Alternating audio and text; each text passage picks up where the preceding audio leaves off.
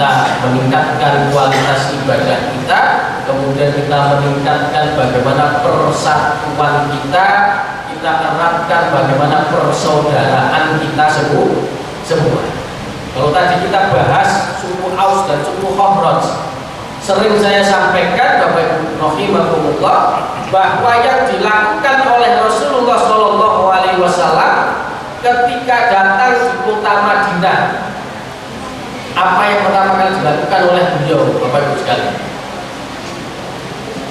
Beliau adalah satu, membangun masjid menjadi pusat peradaban Islam, itu satu. Yang kedua, Rasulullah mempersaudarakan dua saudara yang bertikai, sehingga kemudian orang-orang Yahudi itu gentar, ya, orang-orang Yahudi ini takut karena suku yang ratusan tahun telah terpecah belah disatukan oleh Rasulullah SAW. Yang ketiga, Nabi Muhammad SAW mendirikan pasar, Bapak Ibu sekalian. Artinya nanti tiga ini akan menjadi berkesinambungan. Karena kalau kita jaga ustadz dan para kiai kalau mau mengatakan Rasulullah mendirikan pasar itu rasanya kok kurang etis. Tapi dalam sejarah Rasulullah satu mendirikan masjid menjadi pusat peradaban, menyatukan hati-hati jamaahnya. Kedua, Rasulullah menyatukan mana yang bertikai. Ketiga, Allah bagaimana mendirikan pasar karena Islam tidak akan mampu kemudian besar ketika tidak ditopang dengan ekonomi yang baik. Maka ketika itu ada pasar Yahudi, Rasulullah kemudian berinisiasi dengan Abdurrahman bin Auf mendirikan pasar Islam yang di dalamnya kemudian apa? Bagaimana syariat-syariat perdagangan itu kemudian ditunaikan. Maka kemudian di Madinah Islam menjadi besar, sehingga kemudian terjadi Fathul Makkah. Yang ingin saya sampaikan jamaah rahimakumullah, tadi marilah kita senantiasa bersatu, guyup rukun, mengikat persaudaraan kita ini betul-betul karena Allah Subhanahu wa Ta'ala.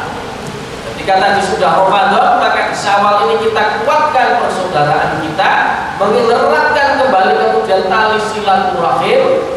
Kemudian yang kedua, bagaimana kita kemudian berlomba-lomba karena jamaah yang begitu banyak. Kalau masing-masing kita ini punya tekad untuk berdakwah, untuk mendakwahkan Islam, menggemakan Islam dengan cara tadi kita masjidnya sudah pun dibesarkan, di samping sudah kita bisa beli. Maka bagaimana kalau kemudian program ke depan, bagaimana tidak ada orang yang lapar di wilayah lingkungan Masjid Al-Huda. Ini menjadi lebih luar biasa. Karena menjadi PR beberapa masjid, ketika kemudian masjidnya megah, di pojok sana masih ada satu warganya mau makan saja bingung. Warganya kemudian mau membayar hutang rentenir sampai isi rumahnya itu habis, diambil oleh rentenir dengan gaya arogannya, masjid tidak bisa berbuat apa-apa. Maka kita slogan anti riba, tapi sedangkan kita mau menolong saudara saja kita tidak punya. Maka tadi pilar yang dibangun Rasulullah, satu, Rasulullah memaukan hatinya dengan pusat peradaban Islam yaitu masjid. Kedua, Rasulullah menyatukan hati dengan persaudaraan. Tiga, bagaimana umat ini, agama ini akan ditopang dengan perekonomian yang kuat. Dan itu di mana tempatnya? Tempat adalah di masjid. Maka mudah-mudahan Al-Huda ini ke depan menjadi Bapak Ibu sekalian menjadi sesuatu yang bermanfaatnya lebih. Bermanfaat untuk siapa saja? Ya siapa saja. Bahkan Ammar bin As waktu ketika beliau memotong kambing, maka ditanya oleh Rasulullah siapa yang diberikan terlebih dahulu. Kenapa tidak memberikan kepada tadi orang kafir di depan? Itu ditegur oleh Rasulullah. Maka akhirnya kemudian Ammar bin As ini memberikan tadi masakannya sebagian kepada orang kafir. Artinya apa Bapak Ibu sekalian, jangan kemudian kita di dalam memberikan maslahat kita pilih. Harus menyeluruh. Saya pernah mau menyekolahkan anak karena saya tidak punya dana ketika itu. Kemudian saya memberikan satu penawaran kepada satu lembaga yang lain, jawabannya enteng. Itu bukan kadal. Padahal saya tak aji tak sekolahkan itu bocah sinau Al-Quran, tapi karena bukan kader sesama organisasi kita menjadi antipati.